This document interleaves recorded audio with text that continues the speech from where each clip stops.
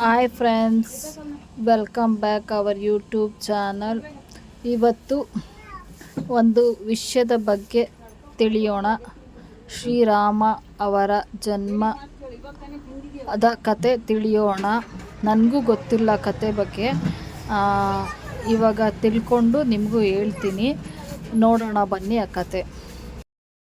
ಜೈ ಶ್ರೀರಾಮ್. ನಮ್ಮ ಸನಾತನ ಸಂಸ್ಕೃತಿಗಳಲ್ಲಿ ಅತ್ಯಂತ ಪವಿತ್ರವಾದ ಹಬ್ಬಗಳಲ್ಲಿ ಒಂದು ಶ್ರೀರಾಮನವಮಿ. ಪಂಚಾಂಗದ ಪ್ರಕಾರ ರಾಮನವಮಿಯನ್ನು ಚೈತ್ರ ಮಾಸದ ಶುಕ್ಲಪಕ್ಷದ ನವಮಿ ತಿಥಿಯಂದು ನವಮಿ ತಿಥಿಯಲ್ಲಿ ಆಚರಿಸಲಾಗುತ್ತದೆ. ಚೈತ್ರ ಮಾಸದಿಂದ ಇಂದು ಹೊಸ ವರ್ಷವು ಆಚರಿಸಲಾಗುತ್ತದೆ. ಇದೇ ತಿಂಗಳಲ್ಲಿ ಚೈತ್ರ ನವರಾತ್ರಿ ಕೂಡ ಆಚರಿಸಲಾಗುತ್ತದೆ.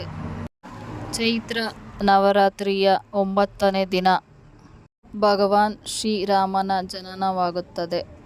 ಧರ್ಮದ ಪ್ರತೀಕ, ಸತ್ಯದ ಮಾರ್ಗದರ್ಶಕ, ಮರ್ಯಾದ ಪುರುಷೋತ್ತಮರಾದ ಶ್ರೀರಾಮನವರು. ಶ್ರೀರಾಮರ ಜನ್ಮೋತ್ಸವವೇ ಶ್ರೀರಾಮನವಮಿ. ಅವರ ಜೀವನವೇ ಒಂದು ಪಾಠ. ಅವನ ಹೆಸರುವೇ ಮಂತ್ರ.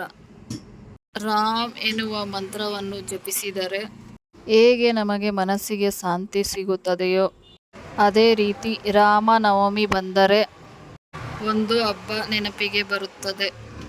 ಒಂದು ಕಾಲ, ಒಂದು ವಾತಾವರಣ, ಒಂದು ಸುಗಂಧ ನೆನಪಿಗೆ ಬರುತ್ತದೆ. ಶ್ರೀರಾಮನಿಗೆ ನೈವೇದ್ಯವಾಗಿ ಸಮರ್ಪಿಸುವ ಒಂದು ಪಾನಕ, ಒಂದು ಕೋಸಂಬರಿ, ಮಜ್ಜಿಗೆ ಅಥವಾ ಪಚಡಿ ಅಥವಾ ಸೌತೆಕಾಯಿ, ಹೆಸರುಬೇಳೆ, ಕೋಸಂಬರಿ. ಚೈತ್ರ ಮಾಸದ ಬೇಸಿಗೆಯಲ್ಲಿ ದೇಹ, ಮನಸ್ಸು ಮತ್ತು ಆತ್ಮಕ್ಕೆ ಸಮತೋಲನ ನೀಡುತ್ತದೆ. ಇದು ಕೇವಲ ಪ್ರಸಾದ ಅಲ್ಲ, ಇದು ಶ್ರೀರಾಮನ ಆಶೀರ್ವಾದ.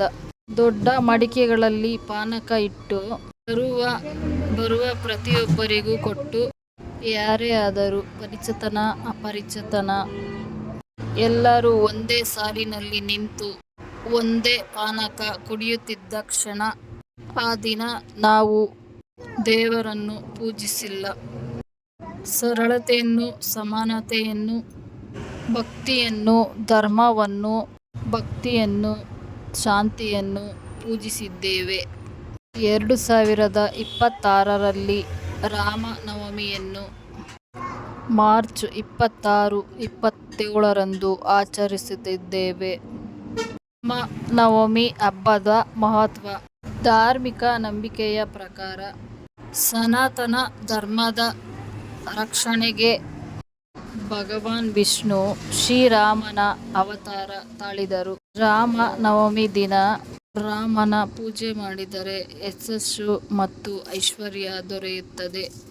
ಜೀವನದಲ್ಲಿ ಸುಖ, ಸಂಪತ್ತು, ಸಮೃದ್ಧಿ ನೆಲೆಸುತ್ತದೆ.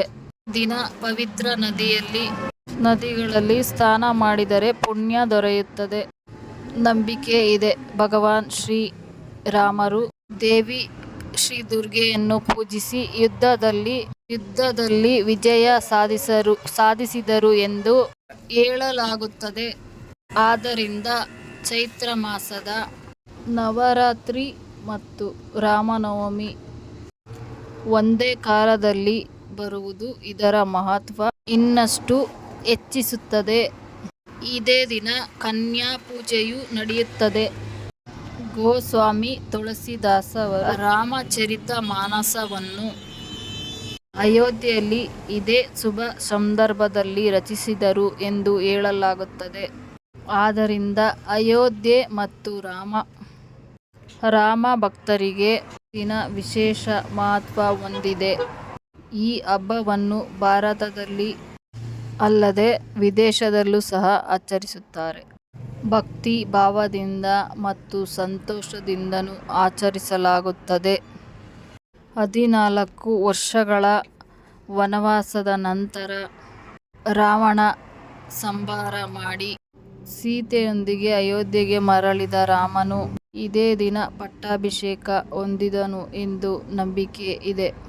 ಇದೇ ಮುಹೂರ್ತದಲ್ಲಿ ಸೀತಾರಾಮರ ಕಲ್ಯಾಣ ನಡೆದಿತೆಂದು ನಂಬುತ್ತಾರೆ.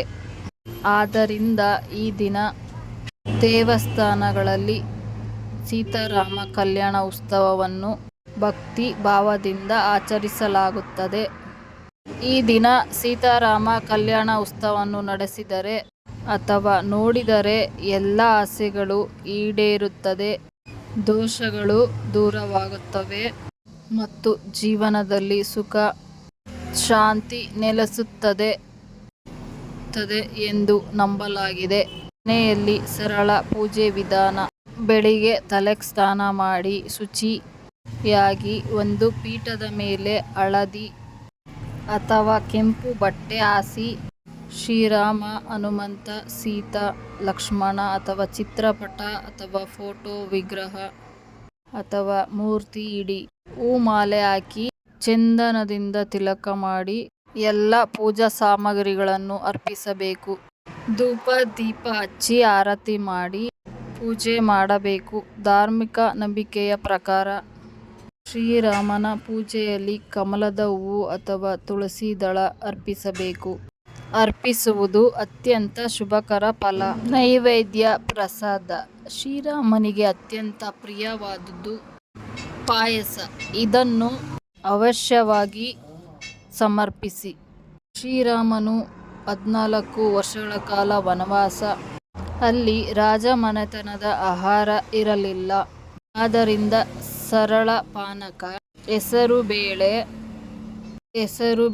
ಸೌತೆಕಾಯಿ ಅಥವಾ ಪಚಡಿ ನೈವೇದ್ಯವಾಗಿ ಸಮರ್ಪಿಸಿ.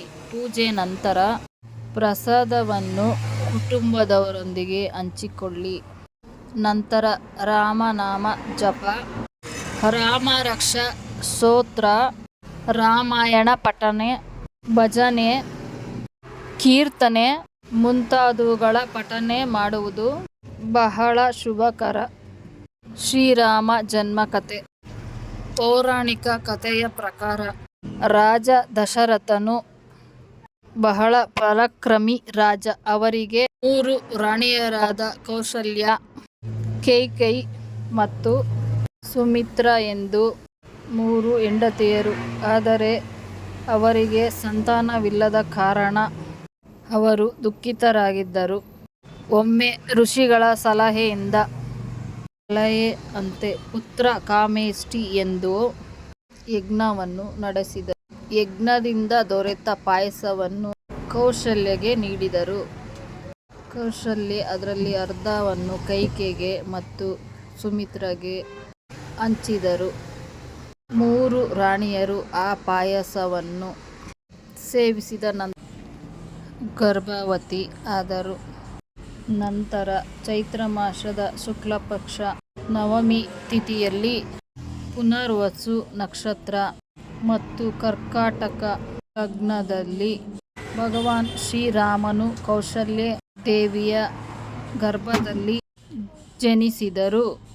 ನಂತರ ಕೈಕೇಯಿ ಭರತನು, ಸುಮಿತ್ರೆಯಿಂದ ಲಕ್ಷ್ಮಣ ಮತ್ತು ಶತ್ರುಘ್ನರು ಜನಿಸಿದರು. ಸ್ನೇಹಿತರೆ, ನಮ್ಮಿಂದ ನೀಡಿದ ಈ ಮಾಹಿತಿ ನಿಮಗೆ ಇಷ್ಟ ಆಗಿದ್ದರೆ ಲೈಕ್ ಮಾಡಿ, ಶೇರ್ ಮಾಡಿ, ಕಮೆಂಟ್ ಮಾಡಿ, ಸಬ್ಸ್ಕ್ರೈಬ್ ಮಾಡಿ. ದೇವರ ಆಶೀರ್ವಾದ ನಿಮ್ಮೆಲ್ಲರಿಗೂ ಇರಲಿ. ಎಲ್ಲರ ಆಸೆ ಕನಸು ಈಡೇರಲಿ. ಮತ್ತೆ ಸಿಗೋಣ. Thank you for watching my video. ನಮಸ್ಕಾರ.